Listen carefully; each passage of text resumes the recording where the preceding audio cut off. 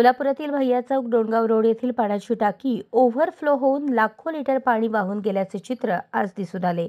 एकीकडे प्रचंड पाण्याची समस्या असलेले सोलापूर शहर, त्यात वाढत्या तापमानामुळे हैराण झालेले सोलापूरकर आणि प्रशासनाकडून होत असलेले निकृष्ट दर्जाचे नियोजन। सोलापूर शहराला एकीकडे दर 4-5 दिवसाआड पाणी पुरवठा केला जातो। लाखो लिटर पाणी वाहून गेलेल्या या परिसराला नदीचे स्वरूप आल्याचे पाहावयास मिळाले। या नियोजनाकडे ना आजतागायत प्रशासन जागे होतीये ना राजकीय नेते।